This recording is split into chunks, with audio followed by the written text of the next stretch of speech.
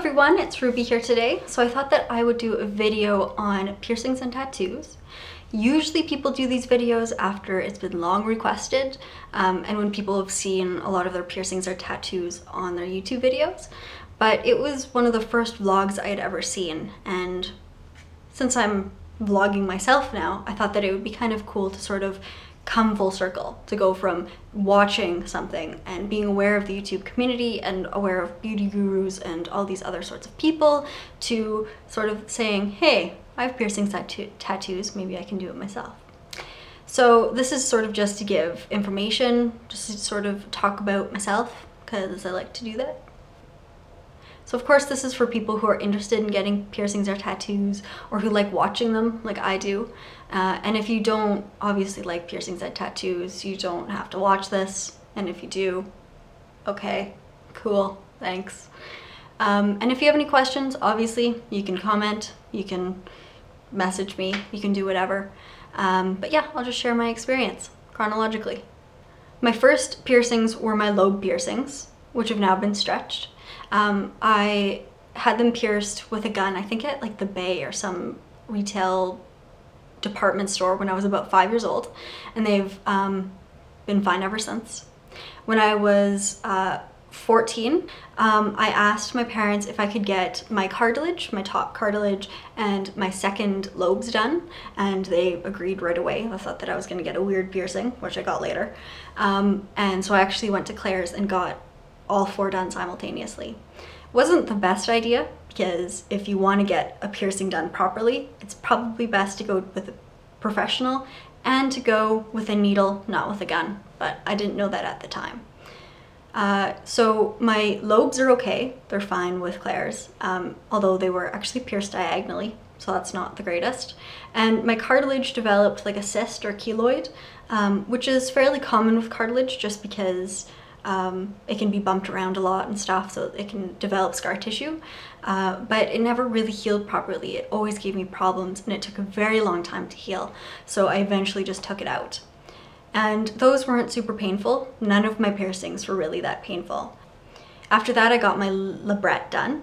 Some people say labre, some people say labret, but from what I understand, most piercers, or piercers that I know, say labret. And I saw a couple pictures of people with nice red lipstick and a labret, and I thought, hey, that's really beautiful, I want one. So I asked my parents, they told me to wait on it. I asked them 6 months later, and my mom went with me to get it done. And it healed really quickly because there's like a lot of blood flow in your lips, so it takes a very small amount of time to heal. It's the same with a tongue piercing.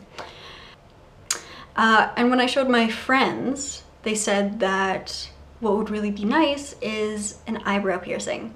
So I got that done just a little while later, either while I was still 15 or maybe just 16. So it's not actually here anymore. I just took it out maybe like a week ago, so it's still healing. And it probably gave me the most trouble because it's a surface piercing. So it doesn't have like a way to anchor onto anything, it just kind of anchors onto itself, if that makes sense. And so I would get it caught on everything because you always touch your face and it would always get itchy, so there would always be like skin flakes, and it was just bad. So eventually, after it started to migrate, I had to take it out. And that was probably, it was weird getting it pierced because they have to like massage your eyebrows because there's a lot of muscles and things in there, but the actual piercing wasn't too bad. When I was 17, I got my belly button done, and I found that to be a very strange experience. And it was just, it's in the like hinge of your body, like when you bend down, when you sit down, when you lay down, your belly button is affected. And so I just found it very difficult to heal. And one night it fell out and I didn't have time to put it back in, and I just went, screw it, this is taking too much time, I'm just gonna leave it. And I have. And then when I was also 17, I stretched my ears, and I actually have a video up on how to stretch your ears and also my plug collection. So there's a little bit of information on those videos as well, which I'll link down below. But I had stretched them. They took about 6 months. They're at a 00 right now, 00 gauge, like North American measuring styles. But yeah, I just wanted to get them this big by graduation of high school, and I did, so that was nice. I just recently got more cartilage done, so just this one here. And I think it could be called a rim piercing as well. It's just above my lobe. So I think I'll get a couple along my ears, and I'll progressively probably stop having ones on my face and things. Just because if you want to go into psychology, it's probably less likely to be hired with facial piercings, depending on who your clientele is. And then when I was 18, about 2 months after my 18th birthday, I got a tattoo. And it was, I had thought a lot about it. I thought about it for like 2 or 3 years. So I thought long and hard, I drew it out a couple of times, and I got a tattoo. And it's on my left shoulder here. Let me just undress for you. So it's just here. It's an owl with yellow eyes, and it's blue, and it's in the hollow of a tree. And the reason I wanted this design in particular, like this owl in this place, was because I really like the idea of having tattoos that look like they're part of people's bodies, but I just thought it was kind of neat to have something natural that sort of looked natural by itself. And now I can say that my arm's a tree. The design of it is really significant, and it's not particularly personal. Like, it is to me, but I don't mind talking about it. This is gonna sound like a lot of other people's stories, but Harry Potter had sort of gotten me into reading. I'd been almost illiterate when I had been probably in grade 3. I mean, people usually aren't very good at reading in grade 3 anyways, but I'd done especially badly in classes. And I started to read Harry Potter and was instantly entranced by it. And it got me into a whole bunch of other fantasy books and fiction books, and I just read throughout grade 4 and 5. And I went from not being able to read hardly at all to being above my class.